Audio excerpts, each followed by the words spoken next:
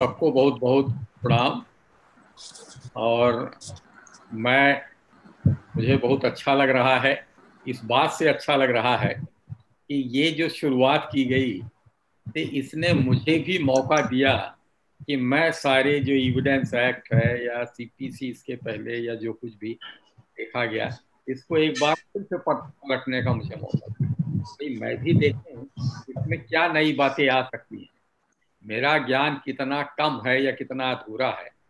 इसका इसका मुझे भी यह मौका लगा कि मैं इसको उसको अपनी जो ज्ञान है उसका उसका वर्धन कर सकूं, उसमें कुछ ऐड कर सकूं, कुछ उसको अपने आप को परिष्कृत कर सकूं। तो इसके लिए सबको मैं बहुत बहुत धन्यवाद देता हूं।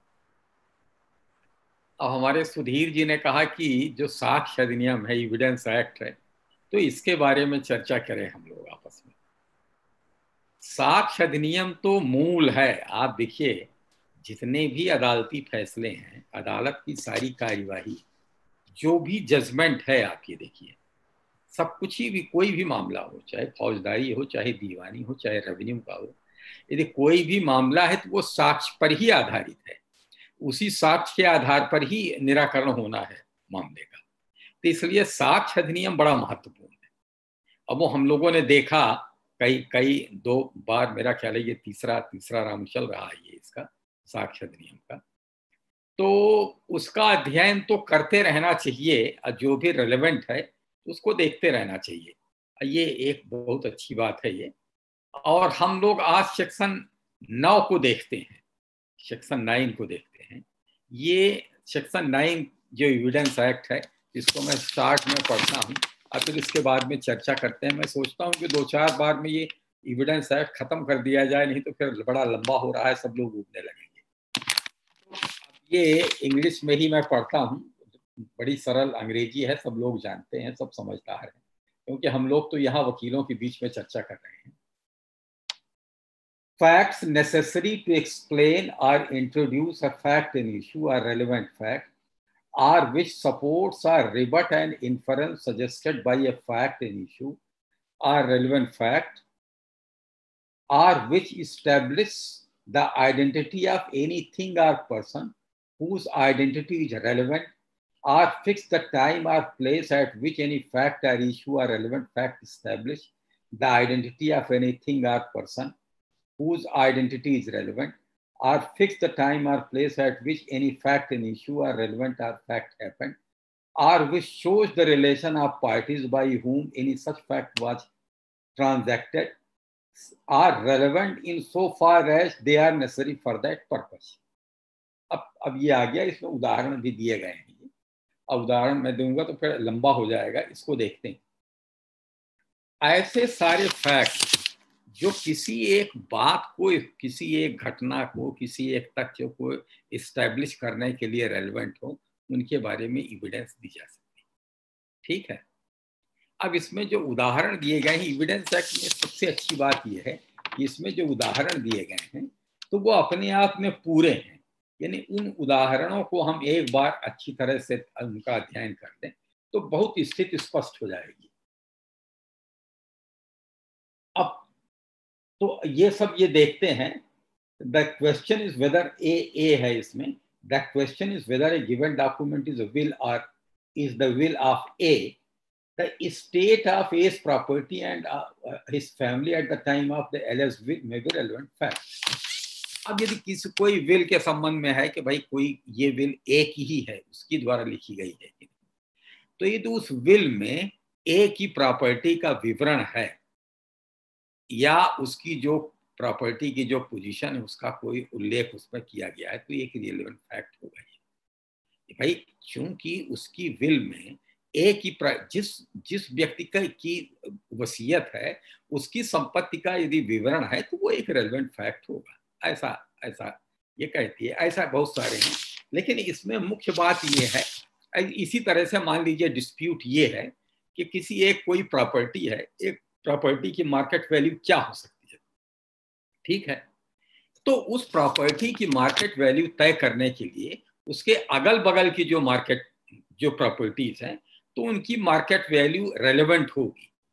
भाई उसी तरह की जमीन है या उसी तरह के मकान है जिसका मूल्य ये है, इस तरह इतना मूल्य है सामान्यतया, तो वो एक रेलेवेंट फैक्ट होगा। इसी तरह से कोई घटना हुई और उस घटना के पहले या बाद की कोई प्रतिक्रिया कोई करता है, कोई चिल्ला रहा है, कोई जा रहा है, कोई दौड़ रहा है, इस संबंध में यदि कोई एविडेंस है तो वो भी एक रेलेवेंट होगा। लेकिन इसमें देखिए मुख्य बात ये है, जिसका सबसे ज्यादा पुलिस प्रयोग करती है और जिससे हम सब लोगों को साबिका होता है, वो आइडेंटिटी है।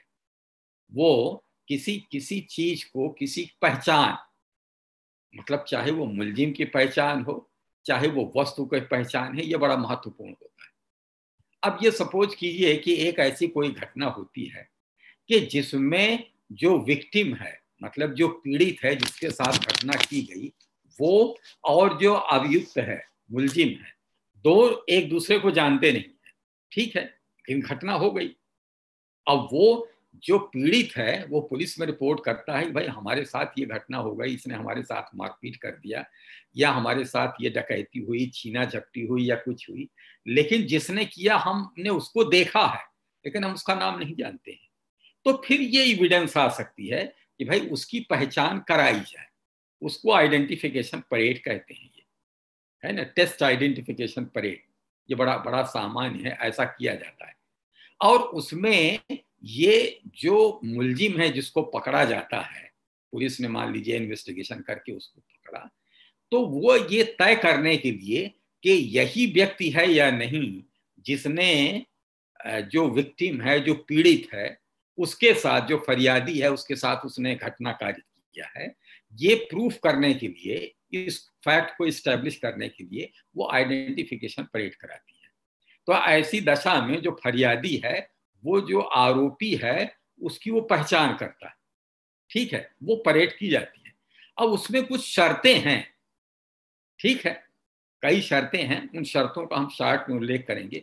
ये बड़ी महत्वपूर्ण शर्तें हैं ये। और एज ए डिफेंस लॉयर हम यदि अपियर हो रहे हैं किसी केस में, तो इनका ज्ञान होना बड़ा आवश्यक है। ये जानकारी होनी चाहिए कि किन किन चीजों का उल्लेख होना बहुत आवश्यक है टेस्ट आइडेंटिफिकेशन परेड।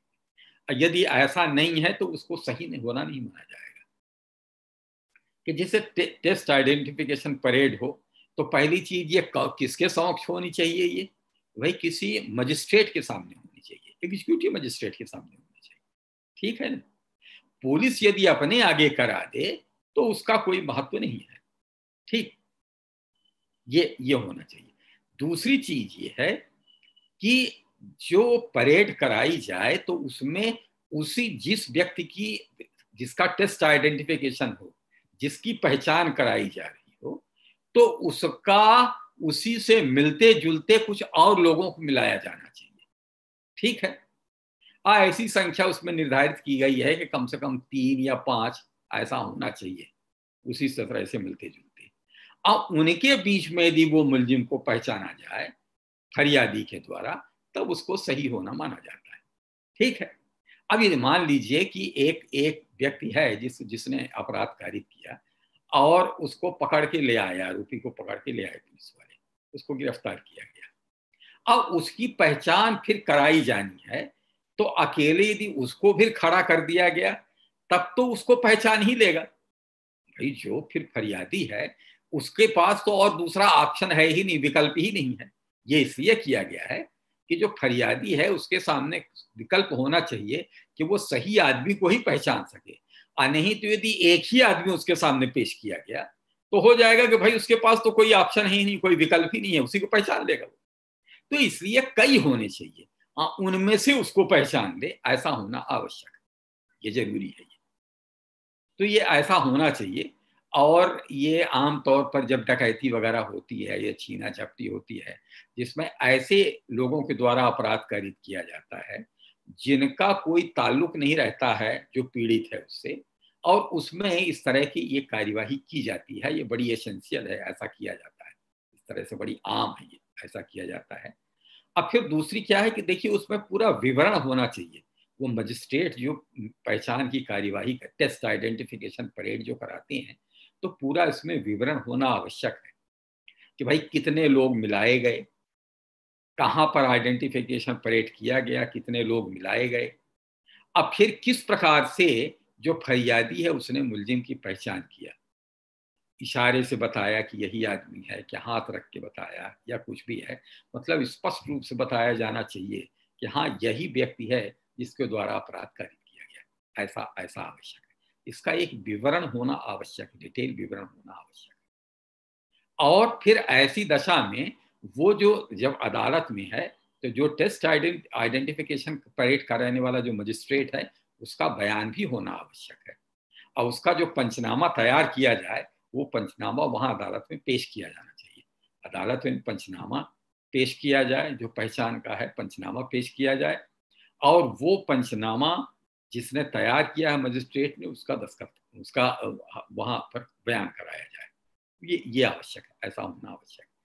और यही कार्यवाही यदि अब मान लीजिए किसी किसी के व्यक्ति का कोई कुछ सामान कोई चोरी चला गया, गहने जेवरात मोबाइल या कुछ भी है चोरी चला गया, अब वो मिला तो उसकी भी पहचान कराई जाती है कि भाई आप देखिए कि ये जो सामान मिला है ये आप ही का है कि नहीं है। फरियादी से ये पूछा जाता है कि भाई आप देखिए बहुत सारा सामान उसके पास मिला है, तो भाई ये सामान आपका है कि नहीं है, उसकी भी पहचान। मतलब ये कि जो मुलजिम है उसकी पहचान तो होती ही है, उसके साथ साथ उसकी भी पहचान होती है, जो सामान है जो सामान मिलता है बरामद किया जाता है उसकी भी पहचान कराई जाती है। और उसके साथ भी यही होता है कि उसी से मिलते जुलते सामान मिलाए जाने चाहिए और फिर वो उसमें पहचाना जाना चाहिए। अब मान लीजिए जेवर जेवर किसी का चोरी चला गया या डकैत लोग छीन ले गए कुछ है और वो कहीं से बरामद होता है, तो उसका उसका भी उसकी पहचान कराई जानी चाहिए और वो उस तरह से मिलते जुलते जेवर हों या वो जो वस्तुएं हैं वो मिला करके फिर वो मजिस्ट्रेट के सामने वो रखा जाएगा और उसमें जो फरियादी है वो पहचान सकता है कि भाई हमारा ये सामान है, ऐसा है। और ऐसा माना जाता है, ऐसा कई बार कहा जाता है, हम लोग आप लोग भी देखते हैं, कई बार ये लगता है कि भाई हमारा हम मान लीजिए कि हमारा मोबाइल है, ठीक है, मोबाइल चूंकि आजकल सबके हाथ में रहता है।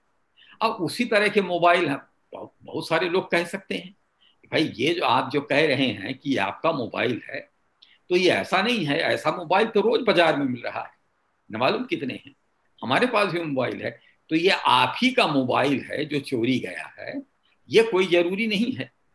ठीक है, तो यद्यप आजकल आई क्या है IEM नंबर क्या कुछ रहते हैं उससे भी आइडेंटिफिकेशन हो जाता है, लेकिन ऐसी कोई वस्तु है तो इसके बारे में अदालत ये मानती है और ये स्वाभाविक रूप से है कि हमारे इस्तेमाल की यदि कोई चीज है तो हम उसको पहचान लेते हैं। एक ही तरह की बहुत सारी चीजें हैं लेकिन हम जिनको हम इस्तेमाल करते रहते हैं लंबे समय तक, तो हम पहचान लेते हैं कि ये हमारा है, ये हमारा ही है सामान, ऐसा हो जाता है।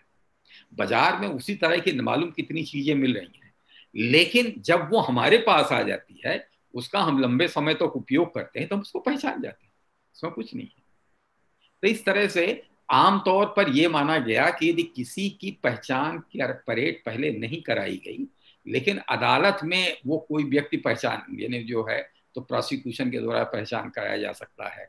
गवाह से कहा जाता है कि देखो यही मुलजिम है जिसने तुम्हारे साथ वारदात किया, तो उसको एक वीक एविडेंस माना जाता है। ये माना जाता है कि नहीं भाई इसका तो यहाँ पर वो नहीं होना चाहिए, इसलिए कि यहाँ तो वो ऑप्शन है नहीं, यहाँ तो वही मुलजिम भर खड़ा हुआ है तो वो तो पहचान ही लेगा कि हाँ यही भर है, तो ऐसा उसको नहीं माना गया। लेकिन एकाध केस है इस तरह से कि जिसमें जेवर के संबंध में है कि जेवर दिखाया गया और उस महिला ने पहचान लिया कि हाँ यही हमारा नेकलेस है, तो अदालत ने माना कि आमतौर पर औरतें जो हैं तो अपना सामान पहचानने में उनको रहती है कि भाई हमारे इस्तेमाल का है, हमारा है, उसको पहचान लेती हैं, ये स्वाभाविक रूप से है, ऐसा ये मान लिया जाता है। तो इस तरह से जो टेस्ट आइडेंटिफिकेशन है तो इसमें बहुत सारी जो सतर्कताएं हैं वो बरतना चाहिए और उनको यदि नहीं बरता गया है तो वो एडमिसिबल एविडेंस नहीं होगा या उन पर विश्वास नहीं किया जा सकता है। ठीक है, ये दोनों ये है, ये इसलिए सेक्शन सेक्शन जो 9 है ये बड़ा महत्वपूर्ण। अब इसके बाद हम लोग चलते हैं एडमिशन के, और इस संबंध में किसी को कोई कुछ प्रश्न पूछना हो तो चले, नहीं तो फिर हम आगे बढ़े इसमें। इसमें सुभाष शाह जी ने रेज हैंड किया हुआ है, हाँ हाँ हाँ, तो शायद कुछ पूछना चाह रहे हो तो पूछ सकते हैं। आज जी आए, बड़ा अच्छा लगा भाई। हेलो।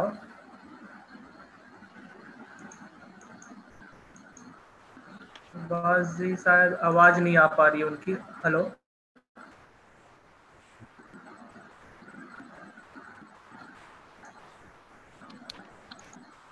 ओके, तो मेरा ही एक क्वेश्चन है कि इसमें हाँ जो हम लोग सुपुर्दनामा जो पेश करते हैं, तो हाँ हाँ। इसी से रिलेटेड पेश करते हैं। सुपुर्दनामा तो दूसरी चीज हो गई ना। सुपुर्दनामा का मतलब ये है कि अदालत ने या पुलिस ने किसी वस्तु को सुपुर्दगी में दे दिया। ठीक है। जैसे कोई चीज चोरी हुई आपने बताया, तो उसको हाँ, आइडेंटिफिकेशन के लिए दिया जाता है, तो कोई उस। चीज चोरी हुई, हाँ। लेकिन यदि उसकी चोरी गई वस्तु की आइडेंटिटी यदि डिस्प्यूटेड नहीं है, हाँ। जो पहचान है उसके संबंध में कोई विवाद नहीं है, और अदालत ये पाती है कि इसको सुपुर्दगी में दिया जा सकता है, अन्यथा ये खराब हो जाएगी, इसकी आवश्यकता नहीं है या कुछ भी है, तो उसको सुपुर्दगी में दिया जा सकता है। तो जब वो किसी वस्तु को, जो उसका ओनर है, जो उसको धारक, मतलब उसको, उसका जो पजेसर है, जिसके पास वो वस्तु होनी चाहिए, उसको सुपुर्दगी में दे देता है, तो सुपुर्दगी उसकी सुपुर्दगी में हो गई। अब फिर उसमें अदालत कंडीशन लगाती है कि आपको जब भी कहा जाएगा तो वो वस्तु आपको पेश करें। पेश करना तो पड़ेगा। जब वो सुपुर्दगी में कोई चीज दे दी गई, तो फिर आइडेंटिटी का कोई मतलब नहीं रह जाता है।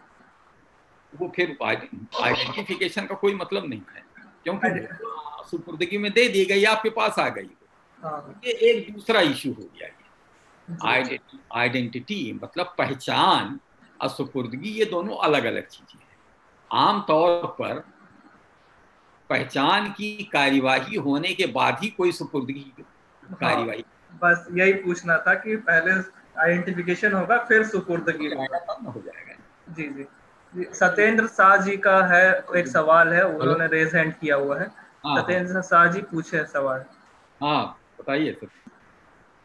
सर प्रणाम। हाँ, प्रणाम प्रणाम प्रणाम। क्षमा चाहता हूँ सर, वो संडे है और छत पर काम भी लगा है, इसलिए मैं वीडियो को बंद किया था। अरे लेकिन मैं कोई क्लास बात नहीं है, उसमें पिछले क्या, सप्ताह भी लिया था, आ आज भी गए लिया ना, उसमें क्या बात है, आ था। गए हाँ आप।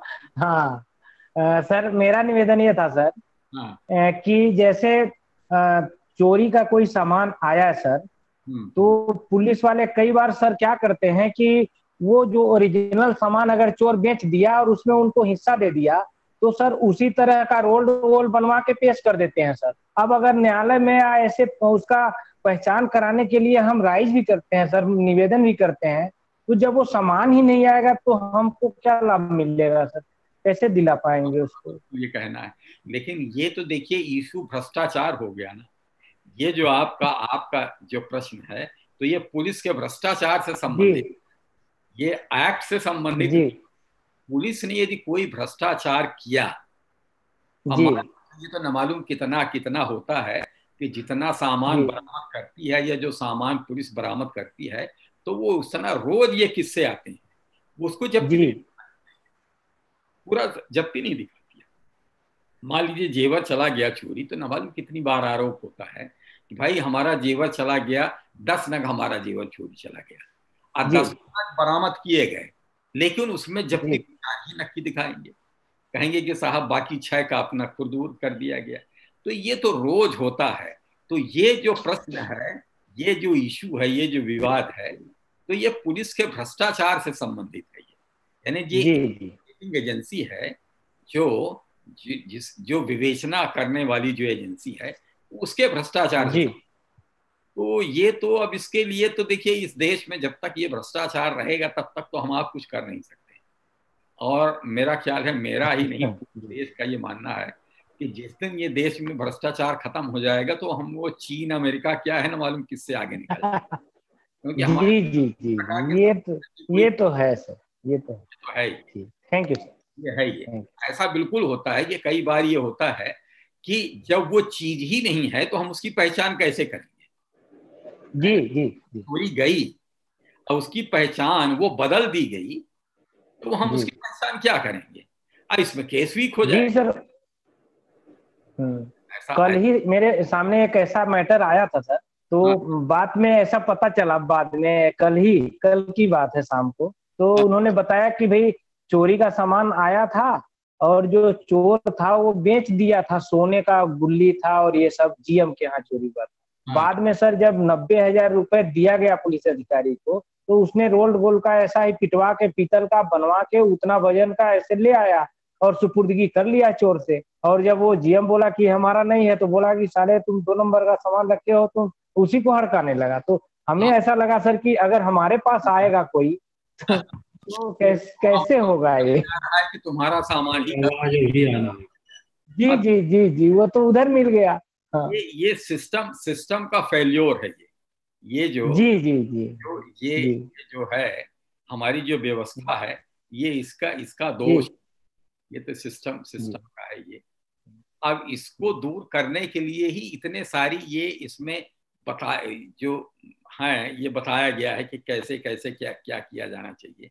आगे हम लोग देखेंगे कि एक्ट में ही लिखा गया है कि यदि पुलिस के सामने किसी ने कोई कन्फेशन किया, कोई मंजूरी किया, कुछ किया, तो उसको अदालत सही नहीं मानेगी। मतलब पुलिस के ऊपर भरोसा, जी।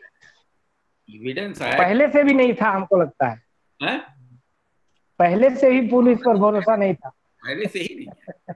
आमतौर पर आप देखिए जो साक्ष्य अधिनियम है उसमें कोई बहुत ज्यादा फेरबदल नहीं हुआ है, अंग्रेजों ने बनाया और ये आज 100 साल बाद भी और ज्यादा हो गया। ये तो 150 साल हो रहा है। तो उस 150 साल में कोई परिवर्तन कुछ नहीं आया, वो सब कुछ वैसा ही चल रहा है। हाँ सर। उस समय भी ये माना गया, अभी भी माना जा रहा है कि पुलिस भरोसे लायक नहीं है ये, नहीं तो फिर प्रभावित होगी।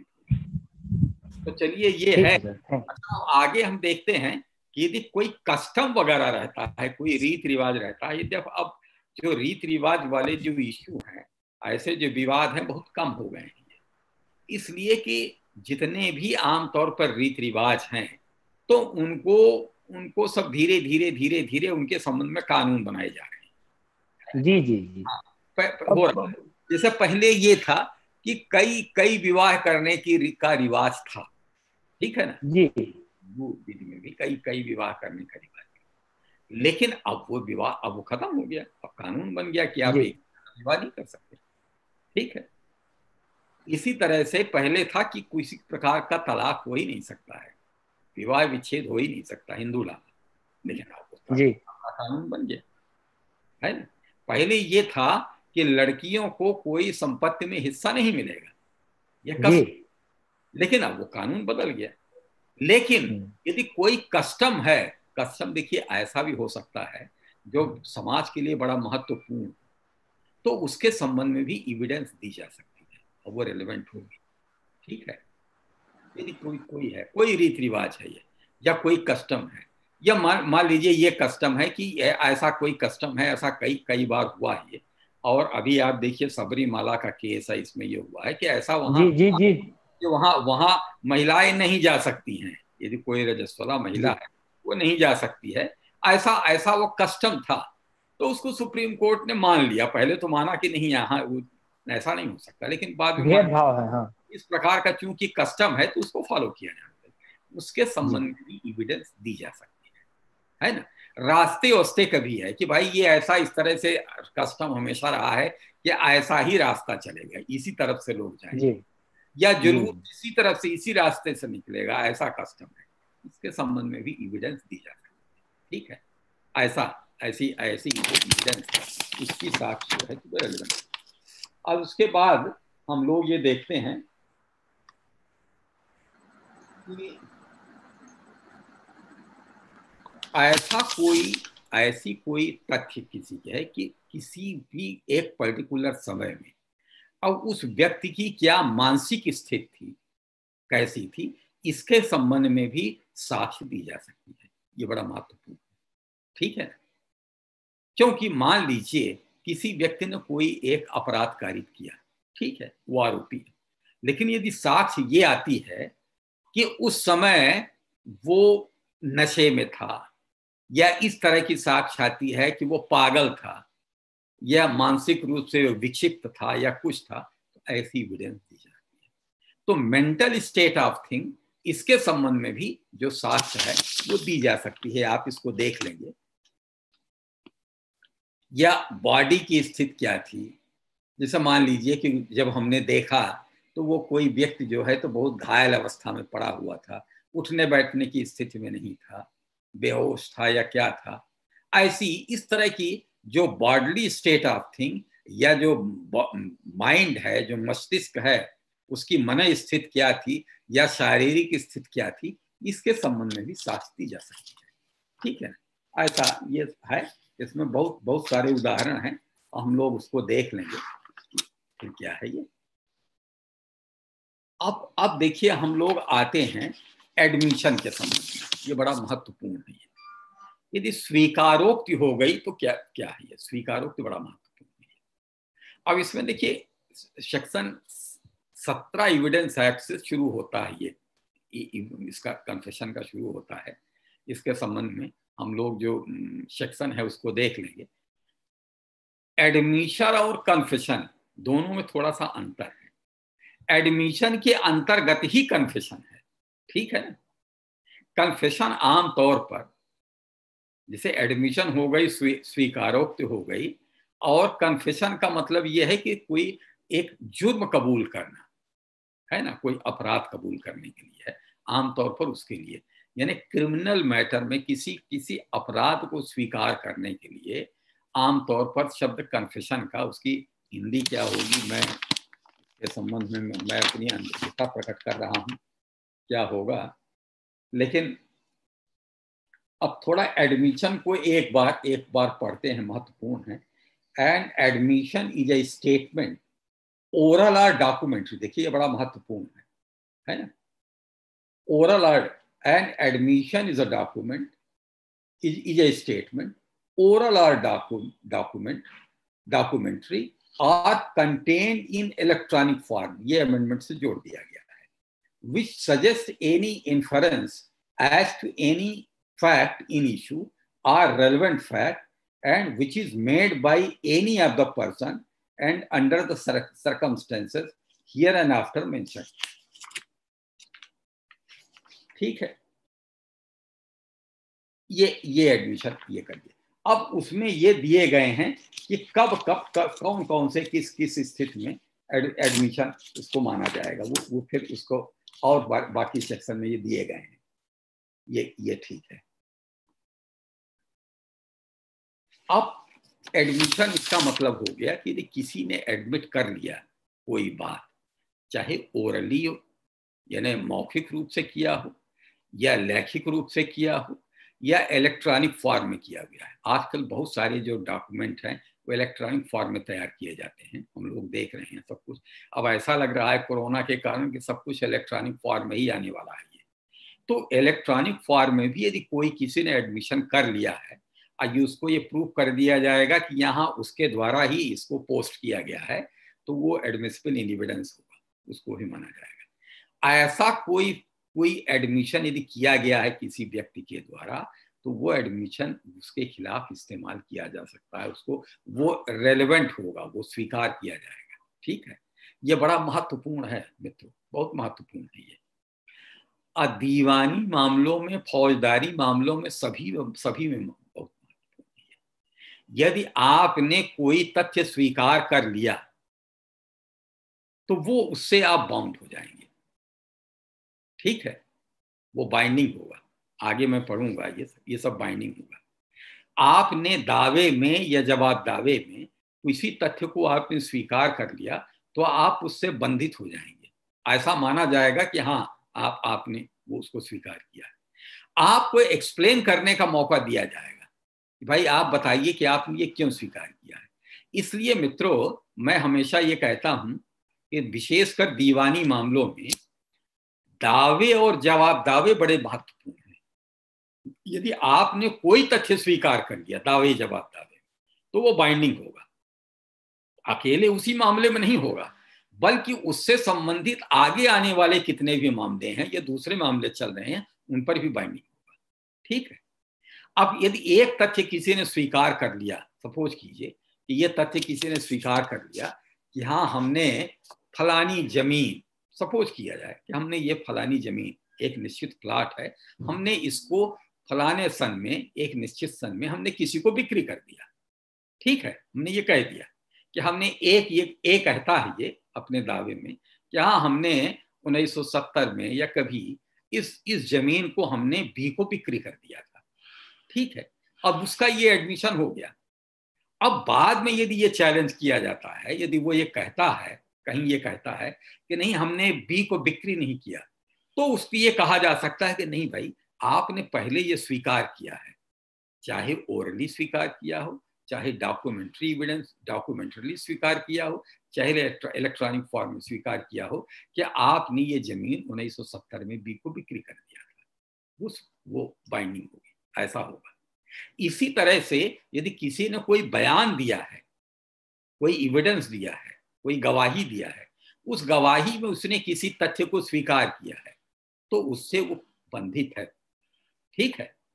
अब मान लीजिए किसी एक मामले में किसी की गवाही होती है और उसमें वो कुछ फैक्ट्स जो है, कुछ तथ्यों को वो स्वीकार करता है, ठीक है, और उन्हीं तथ्यों के संबंध में कोई दूसरा एक मामला आता है, कुछ भी मामला आता है किसी जिसमें वो तथ्य रेलेवेंट हो सकता है, अब वो तथ्य स्वीकार करता है, तो वो कहा जा सकता है कि भाई आपने इसके पहले जो मामला चला था, चाहे उसके बीच में चला हो चाहे न चला हो, लेकिन यदि उसने ये स्वीकार किया है कोई तथ्य, तो वो दूसरे मामले में भी कहा जा सकता है कि भाई आपने ये ऐसा तथ्य स्वीकार किया।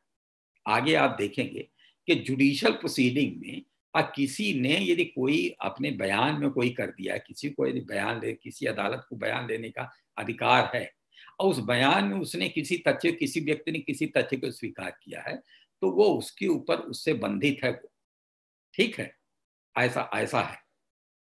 तो मतलब ये है कि ऐसा कोई तथ्य यदि किसी व्यक्ति ने स्वीकार किया हो मोटी मोटा, चाहे वो डॉक्यूमेंट्री फॉर्म में हो, चाहे ओरल फॉर्म में हो, चाहे इलेक्ट्रॉनिक फॉर्म में हो, तो वो उससे बंधित होगा, वो रेलेवेंट होगा, वो उसको मानने के लिए वो बाध्य होगा, ऐसा ये होगा, ठीक है।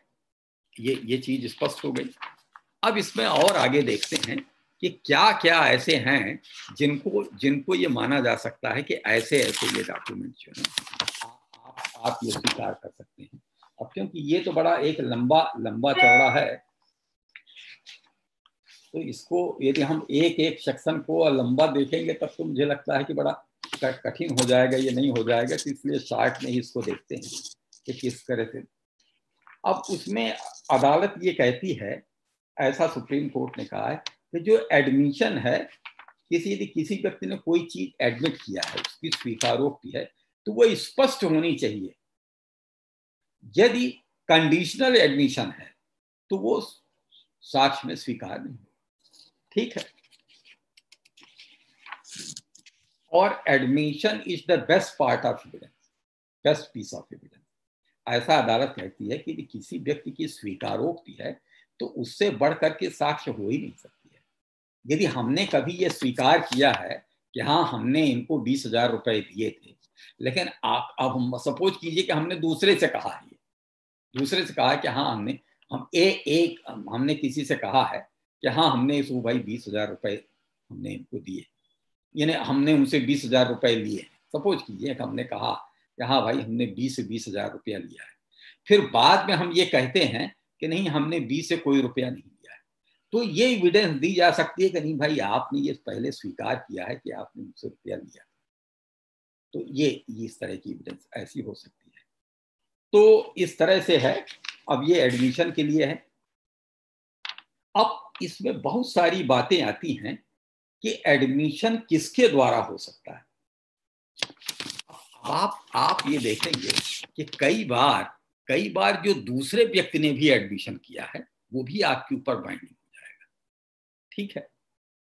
और उसको अदालत ने ये बताया, मतलब ये एक्ट ये कहता है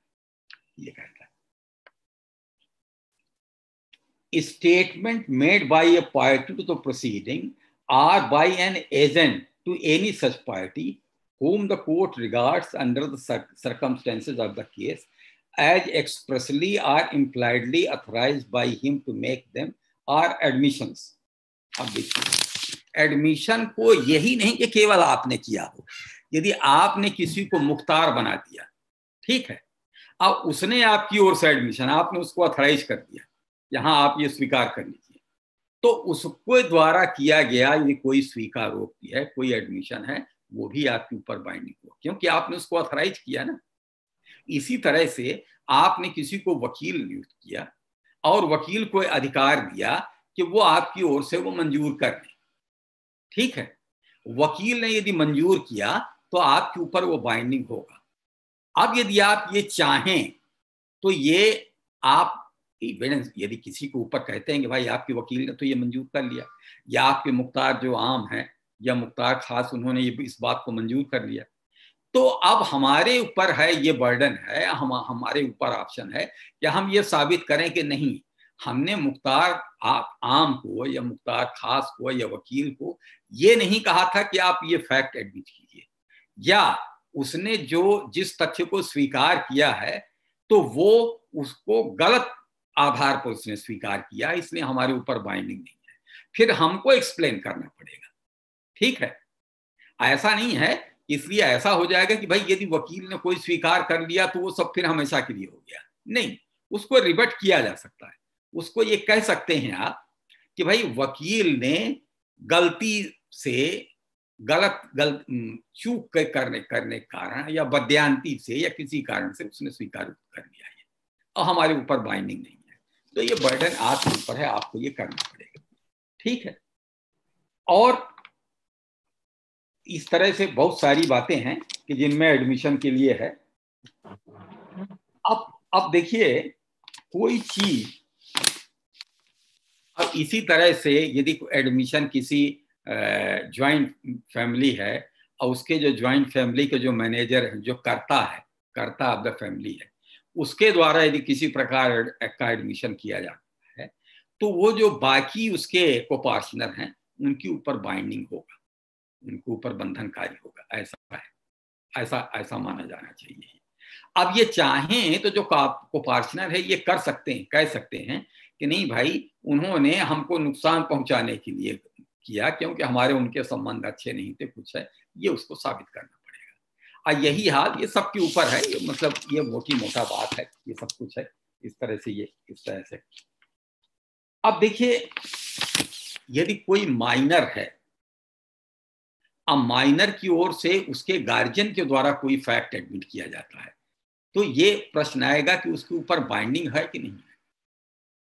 तो माइनर के ऊपर वो एडमिशन बाइंडिंग नहीं है, अदालत ने माना है कि वो उसके ऊपर बाइंडिंग है, बंधनकारी नहीं है। लेकिन जब वो माइनर मेजर हो, जब वो अल्पवयस्क है, जब वयस्क हो, तो वो 3 साल के भीतर उसको विरोध करना चाहिए, ठीक है। यदि उसने विरोध नहीं किया, कोई चीज एडमिट कर ली गई, कोई चीज स्वीकार कर ली गई, ये सारी चीजों पे लागू होगा।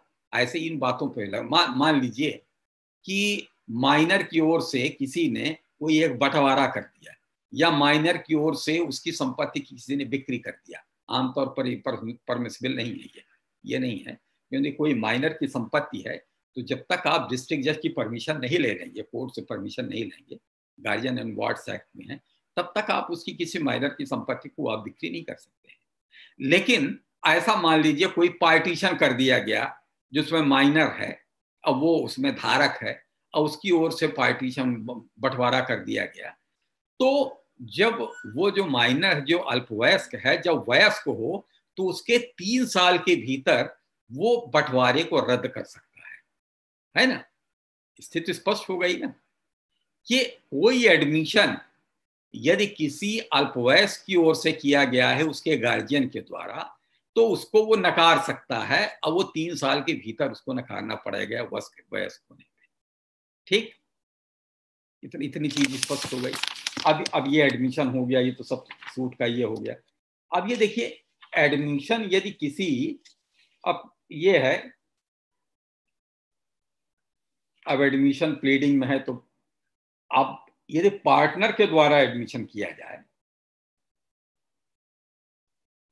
अब सपोज कीजिए कि एक ये भी प्रश्न आता है कि पार्टनरशिप फर्म है, ठीक है, 2 या 3 या 4 पार्टनर है, वो बराबर के हिस्सेदार हैं। तो उसमें यदि एक पार्टनर ने किसी प्रकार की किसी एक तथ्य को कोई एडमिट कर लिया, उसको स्वीकार कर लिया, वो दूसरे पर भी बाइंडिंग होगा।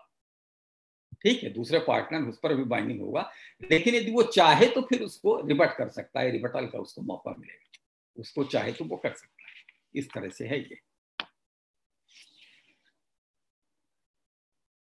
अब इसी प्रकार से अब एक ये प्रश्न आता है कि भाई कोई सरकारी अधिकारी है, उसके द्वारा कोई फैक्ट एडमिट कर लिया गया, एक सरकारी वकील है, उनके द्वारा कोई तथ्य स्वीकार कर लिया गया, या कोई अफसर है, उनके द्वारा कोई तथ्य स्वीकार कर लिया गया, तब क्या होगा? वो भी स्वीकारोक्त मानी जा सकती है। लेकिन यदि सरकार चाहे तो वो ये कह सकती है कि नहीं, हमारे वकील ने भले इस तथ्य को स्वीकार किया हो, या हमारे अफसर ने भले इस तथ्य को स्वीकार किया हो, लेकिन सरकार इस तथ्य को स्वीकार नहीं करती है। लेकिन उसको ऐसा कहना पड़ेगा, उसको ये साबित करना पड़ेगा कि ऐसी स्वीकारोक्ति शासकीय हितों के विपरीत है, इसलिए इसको स्वीकार नहीं किया जा सकता। ठीक है, यकीन कि ये इस तरह से राइडर दिए गए हैं, क्योंकि आखिर सरकार आप देखें तो सरकार तो जो अधिकारी हैं, मंत्री हैं, राष्ट्रपति हैं, प्रधानमंत्री हैं, यही ना है। सरकार ऐसी कोई चीज तो है नहीं। सरकार तो हम ही सब लोग मिलके हैं, जो उनके जो अधिकारी हैं, कर्मचारी है, यही सब मिलकर के तो सरकार बने हुए हैं। तो अब यदि किसी एक अधिकारी को छूट न दी जाएगी कि सरकार की ओर से कोई फैक्ट, किसी तथ्य को एडमिट कर ले, स्वीकार कर ले, तो बड़ा मुश्किल हो जाएगा। तो वो कर सकते हैं, लेकिन सरकार को ये लगता है, उसके उच्च अधिकारियों को लगता है कि नहीं ये तो गलती हो गई, तो उसको वो कह सकते हैं कि नहीं ये ठीक नहीं है, सरकार के हित में ऐसा। अब इसके बाद हम लोग, अब चूंकि समय हो रहा है काफी, तो हम लोग ये देखते हैं कि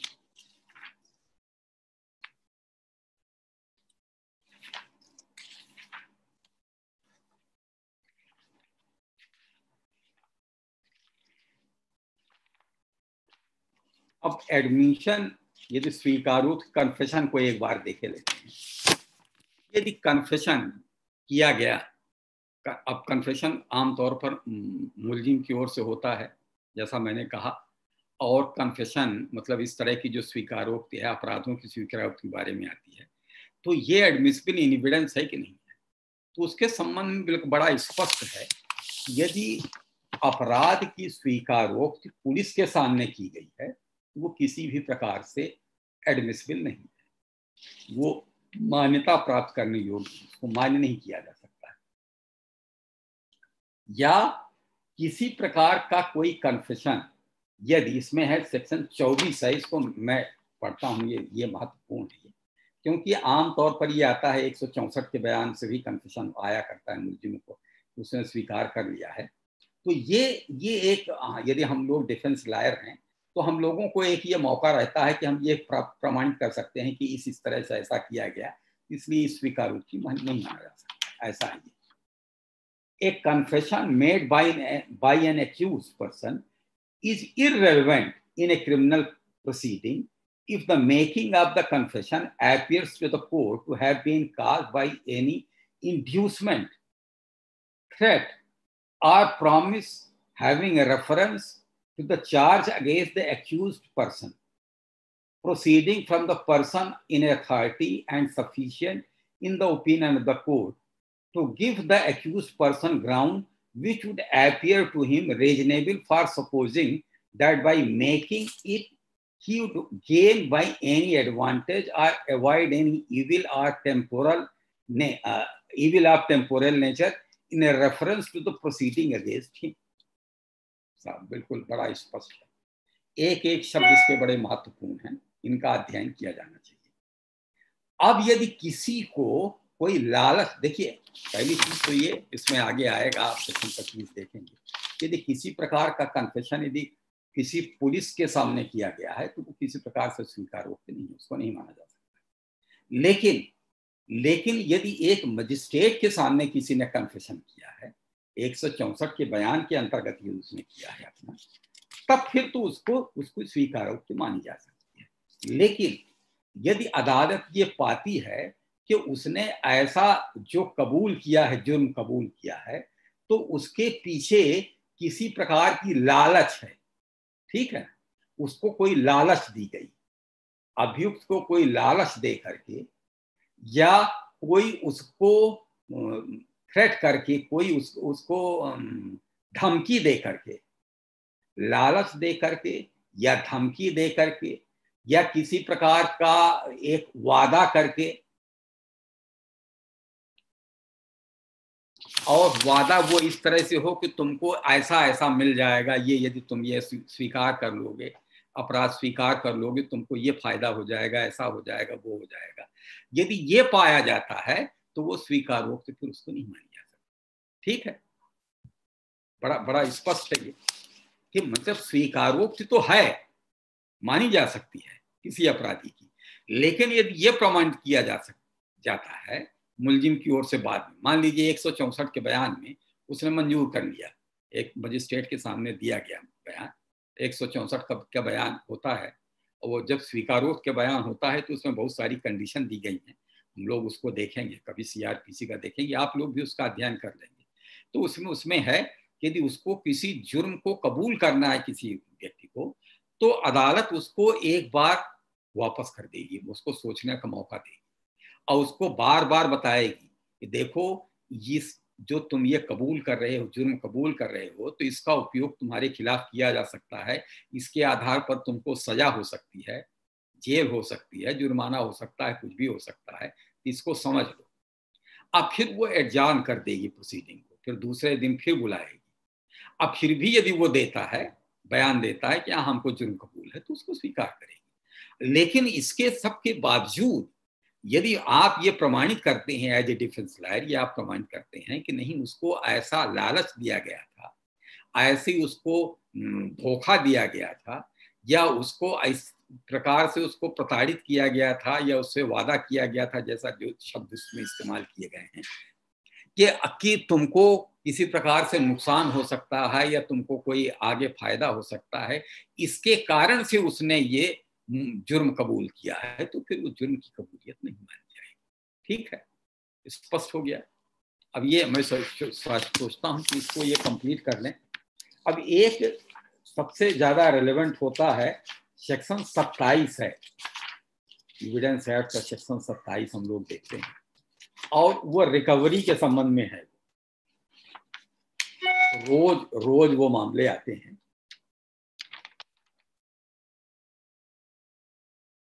रिकवरी के संबंध में ये पुलिस जो है तो अपनी कस्टडी में ले करके और उसके बयान की याद, उसका एक मेमोरेंडम तैयार करते हैं, बयान तैयार करते हैं। अब उसके आधार पर और कोई यदि रिकवरी कराते हैं किसी फैक्ट की, तो वो रेलेवेंट है। अब आप ये देखें कि उसके पहले तो ये है कि यदि पुलिस कस्टडी में किसी ने कोई बयान दिया है, कोई किसी प्रकार की स्वीकारोक्ति की है, तो वो उसको रेलेवेंट माना ही नहीं जाएगा। मतलब पुलिस को ये माना ही नहीं गया है कि पुलिस के साथ समक्ष वो किसी प्रकार की स्वीकारोक्ति कोई व्यक्ति कर सकता है। लेकिन सेक्शन 27 में कहा गया है, इस 27 में कहा गया है कि यदि कोई भी अपराधी पुलिस कस्टडी में होते हुए भी कोई ऐसा बयान देता है जिसके आधार पर किसी फैक्ट की, किसी तथ्य की या किसी वस्तु की कोई रिकवरी हो, तो वो एडमिसिबल इन एविडेंस होगा, ठीक। अब जैसे है, मान लीजिए ये देखते हैं, इसको बड़ा महत्वपूर्ण है, रोज काम में आता है ये। अब यदि ये है कि किसी व्यक्ति ने ये कहा कि सपोज ये कि किसी व्यक्ति ने कोई मर्डर कर दिया, ठीक है, अब उसने किया, अब उसने जो डेड बॉडी है उसको कहीं ये गाड़ दिया, एक जगह पर ये गाड़ दिया, पुलिस को वो बयान देता है। अब वो पूरा लंबा चौड़ा समझ लिए, पुलिस के कहने पर उसने बयान लंबा चौड़ा दे दिया कि हाँ हमने इसकी हत्या किया है और टांगी से हत्या किया है, वैसा किया है, और फिर उसको डेड बॉडी ले जाकर के हमने गाड़ा है। तो अब बाकी सारी चीजें जो हत्या किया ये वो तो ये तो सब साक्ष्य में स्वीकार नहीं होंगे, लेकिन उसका ये बयान कि हमने डेड बॉडी को जो वो है मृतक का जो शरीर है, तो उसको हमने एक गड्ढा खोद करके यहाँ पर हमने दफना दिया है, उसका ये जो बयान है वो तब रिलेवेंट होगा यदि वो ले जा करके उस बयान के आधार पर पुलिस वो जो डेड बॉडी है वहां से रिकवर कर लेती। ठीक, इसी तरह से यदि कोई व्यक्ति ये कहता है कि हाँ हमने ये छुरे से इसके ऊपर मारपीट किया और फिर छुरा हमने यहाँ अपने घर में छिपा के रख दिया, अब फिर वो ये बयान देता है सब, लेकिन वो उसके बयान के आधार पर और पुलिस उस छुरे को रिकवर कर लेती है, वहां से बरामद कर लेती है, तो उसका ये बयान केवल इतना पोर्शन वो एडमिसिबल इन एविडेंस होगा कि मैंने जो छुरा है वो घर में छिपा के रखा है, जिसको मैं बरामद कराए देता हूं, या ये फलानी जगह पर रखा है। ये पोर्शन पर केवल इतना जो अंश है वो केवल एडमिसिबल इन एविडेंस होगा, बाकी जो और बातें हैं वो एडमिसिबल इन एविडेंस नहीं। मतलब ये कि ऐसा बयान जिसके आधार पर किसी तथ्य की पुष्टि हो, ठीक है, वो भले पुलिस कस्टडी में दिया गया हो, वो बयान एडमिसिबल इन एविडेंस है। और तथ्य की क्या पुष्टि होती है? तथ्य की ये पुष्टि होती है कि भाई छुरा बरामद होता है या डेड बॉडी बरामद होती है, ठीक है, क्योंकि ये उसके स्पेशल नॉलेज की बात है, ये इस तरह से हो सकता है। तो ऐसा ऐसा ऐसा ये रेलेवेंट होगा, बाकी सारा पार्ट रेलेवेंट नहीं होगा। लेकिन एक बात इसमें महत्वपूर्ण ये है कि आप ये देखिए, यदि किसी ऐसी जगह से कोई बरामदगी होती है जो सब जगह सबके एसेसिबल है, मान लीजिए कोई एक खेल का मैदान है, वहां वो कहता है कि हमने ये मैदान में फेंक रखा है, ठीक है, वो मैदान से खुली जगह से वो बरामद किया जाता है, छुरा बरामद किया जाता है, तो वो ठीक है बरामद हो जाएगा, लेकिन उसकी रिलेवेंसी नहीं होगी, इसलिए कि वो ऐसी जगह है कि जो अकेले मुलजिम की जानकारी या पहुंच के लिए नहीं है, सब कोई भी वहां हो सकता है, कोई भी फेंक सकता है, किसी का भी हो सकता है वहां, ठीक है। तो ऐसा कोई पब्लिक प्लेस यदि किसी प्रकार की रिकवरी होती है तो उसका महत्व नहीं है। ये यदि मुलजिम के स्पेशल विशेष ज्ञान की बात है, उसके आधार पर किसी प्रकार की रिकवरी होती है, तो ये महत्वपूर्ण होती है। तो इस पर ये बहुत बड़ा महत्वपूर्ण है ये, और इसको बड़ी बड़ी बारीकी से इसका अध्ययन किया जाना चाहिए।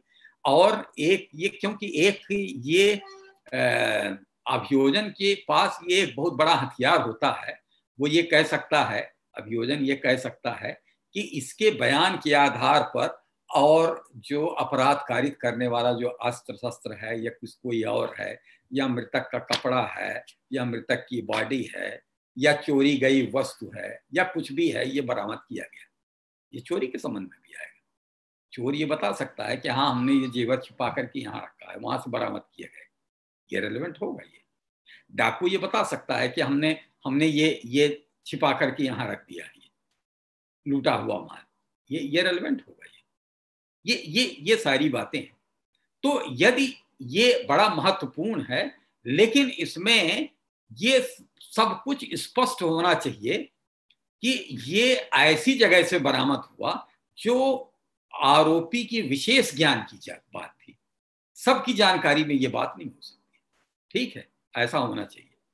और दूसरी बात ये है कि जो जब्ती होनी चाहिए, जो रिकवरी जब्ती होनी चाहिए, तो वो एक इंडिपेंडेंट विटनेस, जो साक्ष्य हैं, स्वतंत्र साक्षी, इनके समक्ष की जानी चाहिए, ऐसी साक्ष्य होनी चाहिए। आमतौर पर आजकल तो ये ट्रेंड हो गया है कि यदि गवाह होस्टाइल भी हो जाते हैं, जब्ती के गवाह होस्टाइल भी हो जाते हैं, तो फिर वो अदालत ये मान लेती है कि नहीं हो गया, ऐसी कोई बात नहीं, पुलिस कह रही है जब्त हुआ है, सामान जब्त हुआ है, तो ये हो सकता है। तो ये तो इस संबंध में है। तो कोई प्रश्न हो तो बताइए, क्योंकि 1 घंटे हो रहा है।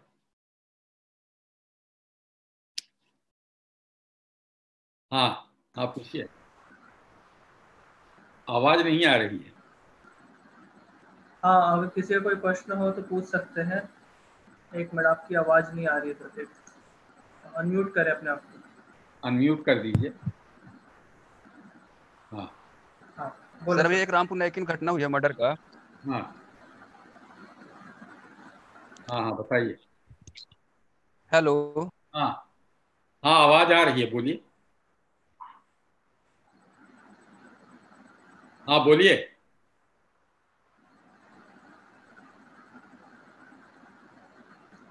सर आपकी आवाज नहीं आ रही है अभी।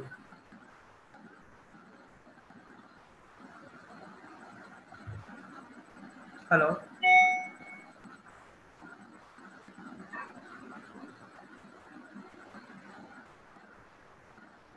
तो शायद प्रॉब्लम है, शायद नेटवर्क इशू है, इसके वजह से आवाज नहीं आ पा रही है।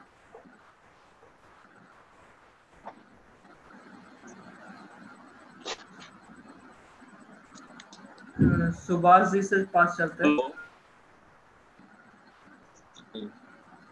Good morning. हाँ गुड मॉर्निंग। विनय यादव बोल रहे हैं सर। अच्छा विनय हाँ। यादव। हो।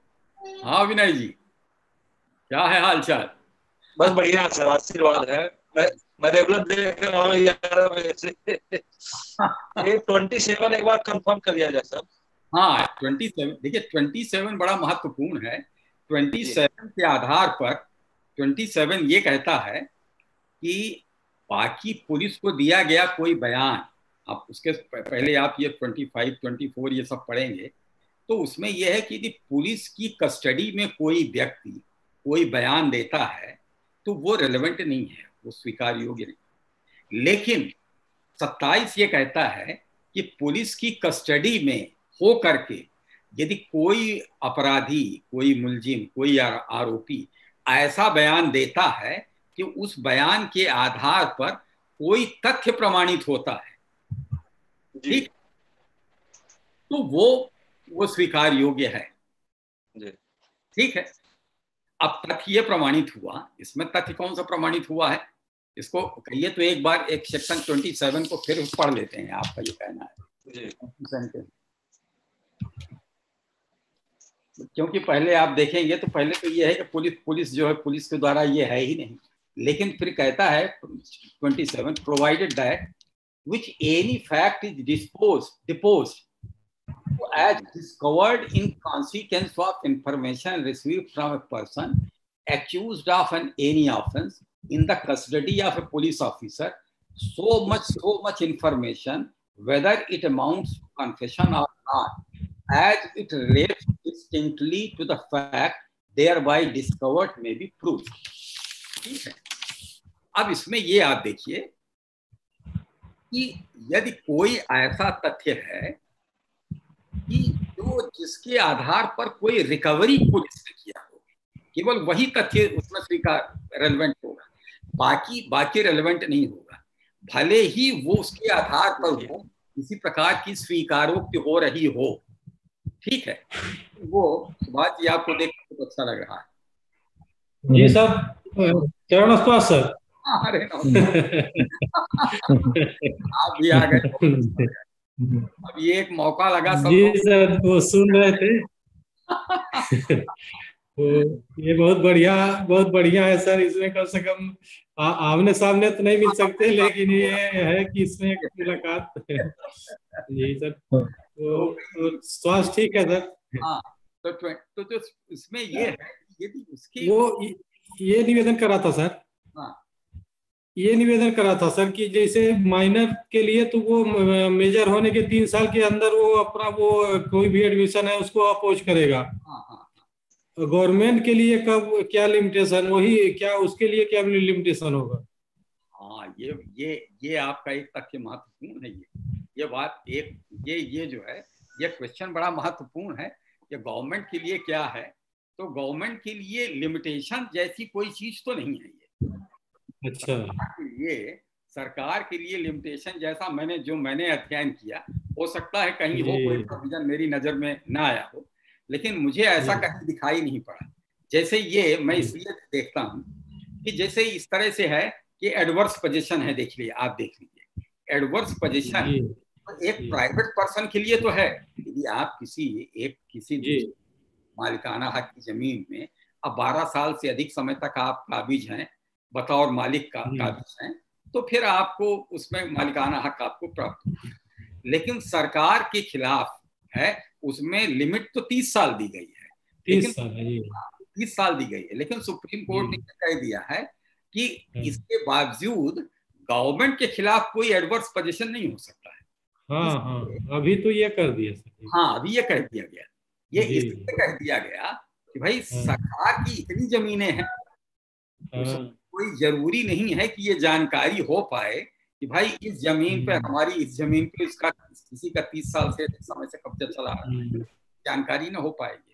तो इसलिए उसका जो सरकार की जमीन में है तो लिमिटेशन वो खत्म ही कर दिया गया है, वो उसके एडवर्स पोजीशन जैसी चीज ही खत्म कर दी है। तो मुझे ऐसा लगता है कि इसी तरह से इसमें भी है, यदि सरकार के अधिकारी ने कोई एडमिशन किया, कुछ ऐसा किया, तो सरकार किसी भी समय ये कह सकती है कि उस अधिकारी ने जो एडमिट किया तो वो उसके खिलाफ है, उसके सरकार के हितों के खिलाफ है, उसको एक इनकार कर सकती है।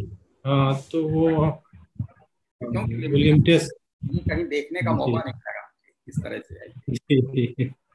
तो ये सेक्शन 27 जो है, तो ये सुभाष जी बड़ा महत्वपूर्ण है, विनय जी भी यही पूछ रहे थे। हाँ सर जी। 27 उसका वो पार्ट बहुत ही महत्वपूर्ण है, जिसके आधार पर किसी तथ्य की पुष्टि होती है, उस तथ्य की जो उससे ये क्राइम से रिलेटेड है। जिसे मान लीजिए ये तथ्य आया, मान लीजिए ये तथ्य आया, इसलिए बड़ा महत्वपूर्ण है, ये तथ्य आया कि किसी व्यक्ति की हत्या चाकू से की गई, ठीक है, तो पहले आ चुका कि चाकू से की गई, और फिर वो मुलजिम ने उस चाकू को अपने बयान से बरामद करा दिया, बरामद हो गया उसके आधार पर, तब फिर ये महत्वपूर्ण हो गया तो वो लिंक जुड़ गया। एक पहले ये आया है कि हत्या हुई चाकू से, अब वो चाकू जो मुलजिम है उसने ऐसी जगह पर छिपा रखा है कि जो उसके दी गई, उसके मुलजिम के द्वारा दी गई सूचना के आधार पर जब्त किया गया, मतलब मुलजिम के विशेष ज्ञान की वस्तु थी कि चाकू कहाँ रखा हुआ है, इस तरह से हो गया। तो इसलिए सेक्शन 27 में पुलिस कस्टडी में होते हुए भी यदि कोई इस तरह की डिस्कवरी होती है तो वो एक बड़ा महत्वपूर्ण है, इसको बहुत ही गंभीरता से लिया जाना चाहिए। उसको यदि हम डिफेंस लॉयर हैं तो हमको उसका कुछ न कुछ काट निकालना चाहिए, यदि हम वास्तव में बचाना चाहते हैं कि किस तरह से ये किया गया है, ऐसा ये किया जा सकता है। तो ये एक बड़ा महत्वपूर्ण इसमें है। इसीलिए आप देखिए कि आमतौर पर वो अदालत भी देती है, यदि कोई रिकवरी करानी होती है, कोई इस तरह से कुछ है, तो उसके लिए पुलिस रिमांड लेती है, पुलिस के साथ हमको पुलिस रिमांड दे दिया है, क्योंकि पुलिस की कस्टडी में होना आवश्यक है। मुलजिम को पुलिस की कस्टडी, एक बार कस्टडी में चला गया तो वो सेक्शन 27 लागू नहीं होगा, फिर वो रिकवरी नहीं करा सकती है पुलिस, फिर सेक्शन 27 वो पुलिस कस्टडी में होना आवश्यक है। अच्छा, आप देखिए पुलिस कस्टडी में भी है ये पुलिस कस्टडी किसको माना जाएगा? गिरफ्तार कर पुलिस ने उसको माना जाएगा कि उसके पहले भी माना जाएगा? तो ऐसा सुप्रीम कोर्ट ने कहा है कि इसमें गिरफ्तारी आवश्यक नहीं है। किसी व्यक्ति को पुलिस ने अपनी हिरासत में ले लिया, हिरासत में ले लिया। हिरासत और गिरफ्तारी दोनों अलग अलग चीजें हैं, अलग अलग। हाँ, उसको हिरासत में आ गया तो मान लिया, उसको मतलब वो उसकी अभिरक्षा में आ गया, पुलिस की कस्टडी में आ गया, उसकी हिरासत में आ गया। तो कस्टडी में आ गया तो वो बस वो उसकी हिरासत में आ गया, गिरफ्तारी होना आवश्यक नहीं है, लेकिन वो पुलिस हिरासत में होना चाहिए, ऐसा है। तो हिरासत गिरफ्तारी दोनों अलग अलग चीजें हैं। आमतौर पर इसमें पुलिस ये करती है कि रिकवरी के बाद वो गिरफ्तारी दिखाती है, वाले गिरफ्तारी आमतौर पर आप देखिए, मुझे लगता है कि अभी तक तो मुझे एक भी ऐसा केस नहीं देखने को मिला कि जिसमें हिरासत के पहले गिरफ्तारी दिखा दी गई, मतलब ऐसा नहीं होता, ऐसा होता नहीं। रिकवरी वगैरह सब करा लेते हैं, तब गिरफ्तारी करते हैं, बाद गिरफ्तारी दिखाते हैं, ये ऐसा होता है। तो इसलिए अभी एक बड़ी दुखद घटना हुई सर। कहाँ? ये बैतूल में ये एम.के. त्रिपाठी थे, शायद वही होंगे, यहाँ JMFC थे बढ़न में। हाँ। वो रात में वो जहरीला आटा खाने से उनकी और उनके पुत्र की दोनों की का देहांत हो गया। अरे ये कैसे हो गया भाई? तो वो बैतूल में अभी थे, पोस्टेड थे। हम्म। तो वो उसमें तो न्यूज यही आ रहा है कि जहरीला आटा खाने से हुआ है। अब जो बात हो उसमें। लेकिन एक जुडिशल अफसर, अब ये सोचिए, ये तो हाँ बड़ी बात है। जी एक जी। ऑफिसर यदि जहरीला हाँ आटा खाने से एडीजे इसमें मर रहा। जी जी, एडीजे एडीजे थे, अभी यहाँ जेएमएफसी थे। अच्छा, हाँ जेल। उसका ध्यान होगा सर, वो हमारे ख्याल से वो 2006-07 में या 8 के आसपास थे यहाँ पर। अच्छा, हाँ हाँ। तो ये तो बड़ी जी एक, तो वो ये हाँ कैसे हो गया ये कोई मिस्टेक हो गई, कोई चूक हो गई, या क्या हो गया ये? हाँ कुछ अब वो ये दोस्त नहीं आ रहा है। हाँ विनय रात कुमार रात यादव की जी का भी घट क्वेश्चन है। हाँ सर है। हाँ, बताइए। सर जनरली पुलिस जो मेमोरेंडम बनाती है हाँ, उसमें जो रुपए की रिकवरी करती है उसके लिए कुछ बताएं सर। जो जिससे 392 का मामला हो गया उसमें रुपए की रिकवरी करती है जबकि पुलिस अपने पास से लगा देती है, उसके संबंध में कुछ डिटेल्स के लिए। रुपए के बारे में तो सुप्रीम कोर्ट का स्पष्ट है कि recovery of currency is no recovery. यदि करेंसी की रिकवरी हुई है तो उसकी नहीं है, लेकिन यदि ऐसी करेंसी है जो स्पेसिफाइड है, मतलब चिन्हित है, मार्क किया गया है, उसकी रिकवरी है। आप समझ गए ना भाई? नहीं समझे सर। करेंसी है तो उसका कोई मतलब नहीं है। लेकिन मान लीजिए कि हमने कहा कि हमारा एक ऐसा नोट चोरी गया है कि जिसमें हमने कुछ नोट कर रखा था, अपना दस्तखत बना रखा था या कुछ है, ठीक है। हमने पुलिस में यही रिपोर्ट लिखी कि भाई हमने हमारा एक ये नोट की गड्डी ये चली गई, चोरी चली गई, या किसी ने डकैतों ने छीन लिया। अब उस नोट की गड्डी में ऊपर हमने लिख रखा था, ये चीज लिख रखा था। सपोज कीजिए एक ही नोट में हमने लिख रखा था। अब वो नोट बरामद होता है, वही नोट बरामद होता है, ठीक है। अब वो पुलिस बरामद करती है तो है रिकवरी करेंसी की है, लेकिन चूंकि वो मार्क्ड है, उसमें चिन्हित है वो, इसलिए वो रिकवरी महत्वपूर्ण होगी।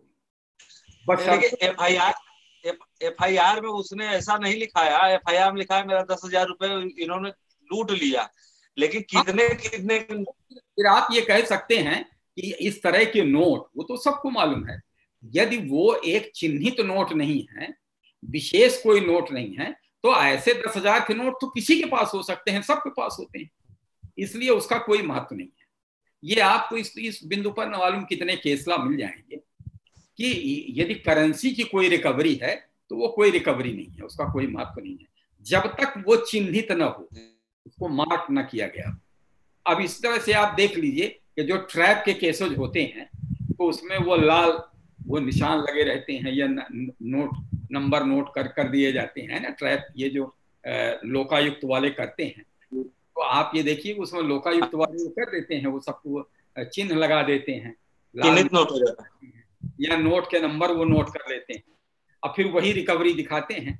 भाई इस नंबर के नोट जो हैं तो हमने उससे प्राप्त किया, जो ये है सूचना फरियादी आरोपी हाँ, जो फरियादी है हमने उससे प्राप्त किया। अब वही नोट जो है उसको यहाँ उसका पंचनामा बना के ये नोट दिया गया, और वही नोट जो है उसके वहां से बरामद किए गए, वो चिन्हित है। तो जब तक नोट चिन्हित ना हो तब तक ये नहीं है, तब तक उसका नहीं। रिकवरी के संबंध में एक रिकवरी के संबंध में ये भी है कि जैसे मान लीजिए किसी से एक रिकवरी होती, सपोज कीजिए कि कोई एक किसी का एक चिन्हित एक नोट एक है, एक कोई रेगुलर ट्रांजैक्शन में चल रहा है, ये आपको उदाहरण भी मिल जाएगा। रेगुलर ट्रांजैक्शन किसी का चल रहा है, अब एक दुकान है और उस दुकान में बहुत सारे नोट आ रहे हैं, सब कुछ आ रहे हैं, ठीक है ना। अब उस नोट में जो लूटा गया नोट है और मान लीजिए मार्क्ड है, तो वो भी एक मिल जाता है जी, मिल जाए, एक नोट मिल गया, उसको बहुत सारा है नोट है। तो इतने के आधार, और रिकवरी उसकी हुई, तो इतने के आधार पर उसको आप मुलजिम नहीं मान सकते हैं, क्योंकि भाई उसने तो हजारों नोट स्वीकार किए, उसका तो काम ही है। वो कोई नोट लेकर के आएगा तो वो नंबर थोड़े देखेगा, क्या मालूम है कि इस नंबर का नोट जो है तो वो अपराध हुआ, तो उसको ये माना जाएगा कि नहीं, ये रेगुलर कोर्स ऑफ बिजनेस में उसने ये नोट प्राप्त किया, ये कोई चोरी का नहीं हो सकता है, लूटा हुआ नहीं हो सकता है, बल्कि इसके साथ में उसने और हजारों नोट इस तरह के न मालूम कितने प्राप्त किए। तो ऐसा ये एक डिफरेंस ये हो सकता है इस तरह से। और हमारे साथ जीपी सिंह जी भी जुड़े हुए हैं, ध्रुव शुक्ला जी भी जुड़े हुए हैं। अच्छा, ओ हो।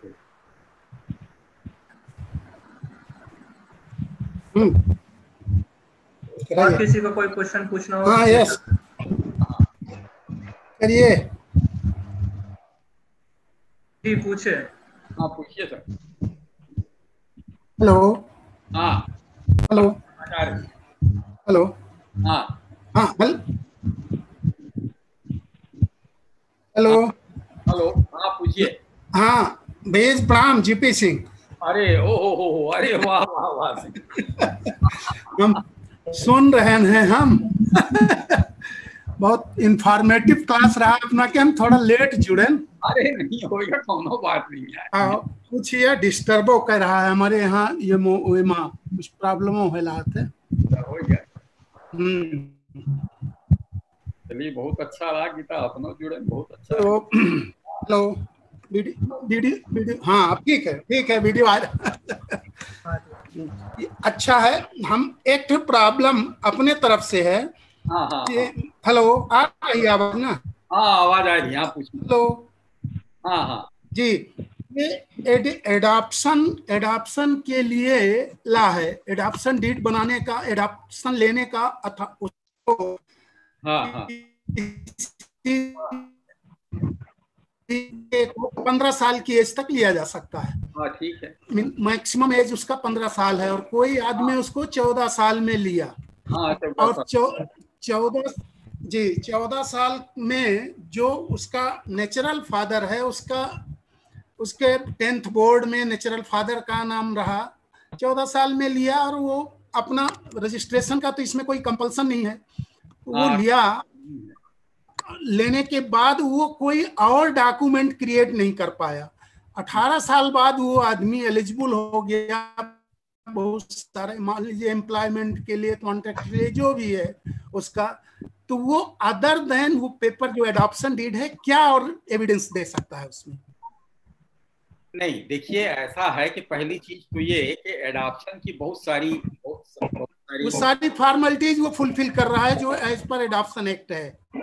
अच्छा, वो सारी फॉर्मेलिटीज फुलफिल कर रहा है, और चूंकि लॉ का कंपल्सन नहीं है कि that adoption deed should be registered, must be registered. Uttar Pradesh में उसको कंपलसरी कर दिया गया। हाँ, यूपी में किया है, तो यूपी में तो प्रॉब्लम नहीं है, पर मध्य प्रदेश में आपके साथ जितने लोग जुड़े हैं सब, लेकिन मध्य प्रदेश वकील साहब लोग जुड़े हैं, और इनको सबको अपना नहीं, ठीक है, ये प्रमाणित किया जाना चाहिए कि एडॉप्शन, हिंदू एडॉप्शन एक्ट, यदि हिंदू लॉ का है, हाँ हिंदू एडॉप्शन मेंटेनेंस एक्ट में जो शर्तें दी गई हैं उसके अनुसार एडॉप्शन हुआ है।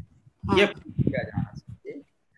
ये तो प्रूफ हो रहा है। ये पूरा नहीं, देखिए उसमें एक बड़ी महत्वपूर्ण बात ये है कि जो आपकी फादर मदर हैं उनकी कंसेंट होना बहुत जरूरी है, और जो नहीं, वो एडॉप्टिव और नेचुरल दोनों का कंसेंट है। हाँ हाँ, दोनों का कंसेंट है। दिक्कत ये है, अब आपको मैं इसको एग्जांपल सेट कर रहा हूं कि 18 साल या 19 साल के लड़के का एक एडॉप्शन डीड बनाया गया बैक डेटिंग करके।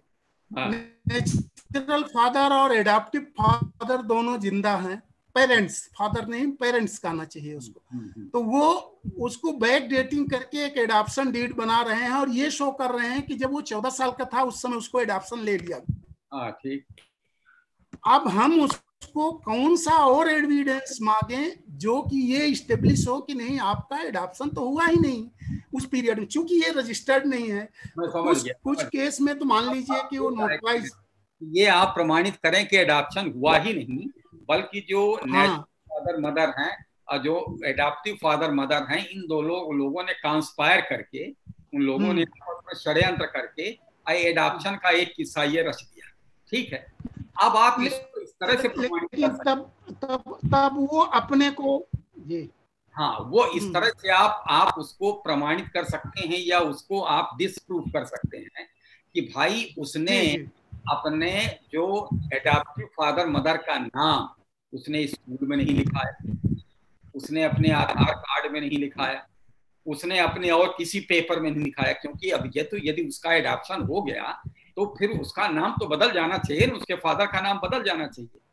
तो आप उसके कंडक्ट के द्वारा ही ये प्रमाणित कर सकते हैं कि ये एडॉप्टिव फादर और मदर और नेचुरल फादर और मदर ये मिल करके एक कॉन्स्पिरेसी कर रहे हैं, कोई एक रॉन्गफुल गेन के लिए, किसी प्रकार की कोई एक षड्यंत्र कर रहे हैं कि जिससे उनको लाभ प्राप्त हो जाए। तो इसके लिए आप एविडेंस ये दे सकते हैं भाई उन्होंने इस फैक्ट को 14 साल की उम्र में हमने उसको अडॉप्ट कर लिया है, इसको इन्होंने 18 साल या 19 साल तक कभी डिस्क्लोज नहीं किया, कभी उन्होंने नहीं बताया किसी को कि हमने अडॉप्शन कर लिया। नहीं तो वो स्कूल में बताते, वो आधार कार्ड में बताते, वो वोटर लिस्ट में बताते, या जहां कहीं भी हो सकता है वहां बताते, कहीं ये बताया जाता। ये केवल बस यही हो सकता है। ये हम लोग इसको अब जस्ट आपको बता रहे हैं हम कैसे इसको हम लोग एनालॉजी ले रहे हैं कि विल है, विल को भी रजिस्टर्ड कराना जरूरत नहीं है। हाँ, नहीं है, पर जब भी विल का एग्जीक्यूशन होगा तो वहां डाउट क्रिएट हो सकते हैं if will is not registered. Registered होने से एक हमारे लिए कंक्लूसिव एविडेंस है, उसको ये माना जाएगा, उसमें ऑथेंटिसिटी आ जाएगी। उसी ढंग से इसको हम लोग करते हैं कि भाई आपका एडॉप्शन है, कोई डॉक्यूमेंट आप शो नहीं कर रहे हैं और एडॉप्शन के बाद इसको इफेक्ट नहीं दिए इतने दिन तक, इसलिए ये डाउटफुल कैटेगरी में आता है। अब आप इसको इस्टेब्लिश करिए, तो इस्टेब्लिश करने के लिए तो उसको एक्सेप्ट कि वो सिविल कोर्ट में जाके उस एडॉप्शन को डिक्री के शेप में ले आए, बाकी तो उसके पास कोई फॉर्म नहीं है। कोई नहीं, सही बात। ये ठीक है। ये लाइन आप इनकार कर देंगे कि आप ये स्वीकार नहीं कर रहे हैं, तो वो जाएगा सिविल कोर्ट, तो फिर वो सिविल कोर्ट जाएगा। अब आप ये डिफेंड कर सकते हैं कि भाई एडॉप्शन के बाद, ये एडॉप्शन के बाद भी ये अपने नेचुरल फादर मदर के साथ जी, या स्कूल में इसका नाम नहीं लिखाया गया, या आधार कार्ड में, वोटर लिस्ट में, या कहीं भी इस तरह से इसको शो नहीं किया गया कि नहीं ये फादर ये जो है तो इसका एडॉप्शन हो गया। तो उस आधार पर तो इसको चेंज करना चाहिए था। दूसरी बात ये है कि आवश्यकता क्या थी, ये भी है ना। नहीं, आवश्यकता है। यहाँ क्या है, यहाँ मान लीजिए उनके नेचुरल संतान नहीं थी, उनके नेचुरल संतान नहीं है और हमको मान लीजिए एनसीएल को नौकरी देना है। हाँ, वो तो एक और ये दिखा सकते हैं ना। नौकरी में क्या है, जोन ऑफ रिलेशन फिक्स है। This may be one of the very cogent reason कि जिसके आधार पर आप ये चैलेंज कर सकते हैं कि क्योंकि इनको नौकरी पाना था, इनकी अपनी कोई संतान नहीं है, तो इन्होंने कॉन्स्पिरेसी किया कि इस तरह से उसका ये फायदा ये ले सके, इन्होंने अपने रिश्तेदार से इस तरह से ये किया, जबकि एडॉप्शन हुआ ही नहीं। मेरा ऐसा मानना है कि जैसा उत्तर प्रदेश में किया गया तो यहाँ भी एडॉप्शन डीड को रजिस्टर्ड। एक्चुअली ये करना चाहिए, ये ना करने से ये एक बहुत बड़ा झंझट है। हम लोग तो उसका रास्ता निकाल लिए हैं। तो आपका क्लास बहुत अच्छा था एविडेंस एक्ट पर। यद्यपि एविडेंस एक्ट का हम लोगों को बहुत कम यूज होता है, लेकिन मुझे काफी अच्छा बहुत सारी जानकारी हुई। एविडेंस एक्ट तो एक ऐसा एक्ट है कि पूरा जुडिशियल सिस्टम ही इसी पर आधारित सिस्टम है। एविडेंस का बहुत मायने है ना, इसकी जो पर ही तो पूरा न्याय है। हाँ, पूरा एविडेंस पर न्याय है। वो न्याय है इस देश में या इस दुनिया में, तो ये साक्ष्य पर ही है, कहीं भी है तो साक्ष्य पर ही है। बिल्कुल बिल्कुल। साक्ष्य अधिनियम सिंह जी, अच्छा, एडमिशन और कन्फेशन में मैं थोड़ा ये कंफर्म करना चाहता हूँ कि जब भी एडमिशन होगा ये तो हमारे हिसाब से क्रिमिनल और सिविल सब में है। हाँ, सब में। लेकिन जब कन्फेशन होगा ये confined to the criminal proceeding only है। हाँ, ये कन्फेशन जो है it always for the criminal activities. Yes, वो केवल ऑफेंस का ही कन्फेशन होगा। जी जी जी जी जी, वो एक्यूज द्वारा ही कन्फेशन किया जाएगा, दूसरे के बिल्कुल द्वारा। बिल्कुल बिल्कुल। बहुत अच्छा रहा अपना ये बीच बीच में भाई, ये जो प्रोग्राम है तो बहुत सारे लोग एक्सपीरियंस ले रहे हैं, और ये हमको लगता है उत्कर्ष जी हमारे उसमें भी डाल दिए थे। मैं अचानक देखा 11:15 बजे। ये उत्कर्ष का क्या, मुझे तो ये सब आता भी नहीं है, देखिए। तो आज पहली बार मैं भी जूम डाउनलोड किया। जूम समय ये लॉकडाउन जो चल रहा है, तो ये शुरुआत किया जाए। नहीं, लेकिन ये बहुत अच्छा है, ये बड़ा इंफॉर्मेटिव है। भाई ठीक है, इसमें क्या है, हम लोग तो खाली ही है। और इंटरेक्शन भी होगा, इससे बहुत सारी क्लैरिटी भी डेवलप होगी लोगों की। मुझे तो ये लगा कि मुझे एक बार फिर से पढ़ने का मौका लगा। हाँ जी जी जी। पर आप देखिए कि आदमी को जब तक जरूरत ना हो, हाँ, तब तक किसी एक्ट को पलटाने का मौका ही नहीं है। बिल्कुल बिल्कुल। और यदि कभी जरूरत पड़ी भी तो अपनी मेमोरी के आधार पर अब बस वही कह रहे, हाँ हाँ इसमें ऐसे ही है। मान लीजिए सेक्शन 7 का ये आता है कि कोई रिकवरी का आता है, किस तरह से है कि भाई किसके आधार पर कोई रिकवरी हुई, तो हो गया। आदमी जो अपना एक्सपीरियंस है, अनुभव है, उसी के आधार पर सब डिफेंस चल रहा है, सब कुछ चल रहा है उसका। नहीं, लेकिन अच्छा है। देखिए आपके एक्सपीरियंस से मैं देख रहा था बहुत सारे वकील साहब लोग अब बहुत अच्छा बात किए हैं। नहीं, कुछ सुभाष शाह जी कुछ बोलना चाह रहे हैं, और सुधीर सिंह जी भी कुछ बोलना चाह रहे हैं। बोलिए। बोलते ही रहते हैं सुधीर सिंह जी भी कुछ पूछना चाह रहे हैं। हाँ सुधीर। हाँ जी भैया जी। हाँ नहीं, हम ये कह रहे थे, बस ऐसे ही हम ये कह रहे थे जीपी सिंह जी के लिए कि वो समस्या वाला दूसरा पक्ष हम लोगों के पास आएगा।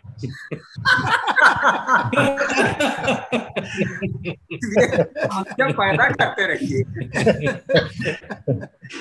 बिल्कुल बिल्कुल सही बात है, जिससे आप लोग डिफेंस कर रहे हैं अपने क्लाइंट के लिए। हमारी मजबूरी है कि हमको तो अपना कंपनी के लिए डिफेंस करना है। बिल्कुल जी, सुधीर जी पूछे क्वेश्चन अपना, फिर उसको ऐड करेंगे। हाँ जी भैया जी, पिछले सेशन में अपन लोगों ने दस्तावेज के संबंध में पढ़ा था। तो जो दस्तावेज ग्राह्य हैं, तो क्या वो जरूरी नहीं है, वो जरूरी है कि वो दस्तावेज सुसंगत होंगे, अथवा जो सुसंगत दस्तावेज हैं जरूरी नहीं कि वो ग्राह्य होंगे एविडेंस एक्ट के अनुसार? ये बिल्कुल ये बात एकदम सही है। किसी साक्ष्य की ग्राह्यता बहुत सारे बातों पे निर्भर करती है, बहुत सारी बातों पे निर्भर करती है। जैसे मान लीजिए एक सेल डीड है ना, एक सेल डीड है। अब सेल डीड वो रजिस्टर्ड नहीं है, स्टैम्प नहीं है, वो साक्ष्य में ग्राह्य नहीं है, यद्यपि सुसंगत है। जी, सुसंगत है। बिल्कुल। आपकी टाइटल प्रूफ करने के लिए वो डॉक्यूमेंट सुसंगत है, रेलेवेंट है, लेकिन वो साक्ष्य ग्राह्य नहीं है। तो ये दोनों अलग अलग बातें हैं। तो ये अदालत में आप अपना पक्ष तभी मजबूती से रख सकते हैं जब दोनों बातें सुसंगत भी हो, ग्राह्य भी हो। नहीं तो सुसंगत है लेकिन ग्राह्य नहीं है, वो for want of stamp duty या कुछ भी है इस तरह से अपना रजिस्ट्रेशन, तो वो उसका फिर कोई अर्थ नहीं रहेगा। ये बातें रहती हैं। इसका मतलब कि इसका मतलब कोई भी दस्तावेज ग्राह्य भी होना चाहिए, सुसंगत भी होना चाहिए। हाँ, सुसंगत भी होना चाहिए प्रमाणित करने के लिए। हाँ, प्रमाणित करने के लिए दोनों होना आवश्यक है। धन्यवाद। काफी टाइम हो गया है। काफी टाइम हो गया और ज्यादा लोगों को टैक्स करना ठीक नहीं है। बड़ा आनंद आया, सबने मुझे सुना। मैं हमेशा ये कहता हूँ कि मुझे सुनने वाले सब मुझसे ज्यादा विद्वान। यहाँ सब लोग सब लॉ ग्रेजुएट हैं, बहुत पढ़े लिखे हैं, बहुत अनुभवी हैं, आपका ज्ञान है। इसलिए ये कभी ना माना जाए कि मैं कोई यहाँ एज ए टीचर में यहाँ बैठा हूँ। एज ए स्टूडेंट मैं भी एज ए स्टूडेंट हूँ। मैं भी एक छात्र की तरह ही आप लोगों के सामने हूँ, और बस हम लोग आपस में चर्चा केवल करना है। यहाँ ना हम कोई क्लास ले रहे हैं, भाषण कर रहे हैं, ना कुछ भी कर रहे हैं। हम लोग आपस में चर्चा कर रहे हैं और उस चर्चा के माध्यम से हम ये कोशिश करते हैं कि हमारी अपनी जो समस्याएं हैं कानूनी, अगले संडे को भी सर चलते रहे। हाँ, अगले संडे को रहेगा। जी जी जी, इसी बहाने कम से कम लॉकडाउन में हम लोग इसका उपयोग करते रहे, आपके मार्गदर्शन होते रहे। बिल्कुल। तो अगले संडे को मिलते हैं। जी जी, हो सकता है सर बीच में ही हम आपके पास आ जाएं मुलाकात करने। आइए। इस हफ्ते कहीं बाहर का विजिट नहीं ना है? अरे इस कोरोना में कहाँ जाएंगे विनय जी? बड़ा कोरोना आ गया, भी आ गया। विनय जी कह रहे हैं इस कोरोना में कहाँ आना जाना करेंगे? आना जाना कहीं नहीं है, घर में ही रहना ठीक है, वही सबसे अच्छा है। तो सबको बहुत बहुत प्रणाम। ठीक है, प्रणाम। Thank you very much. तो एंड करने के लिए मीटिंग एंड कर रहे हैं आप। सबको बहुत बहुत प्रणाम, बहुत बहुत प्रणाम। Thank you.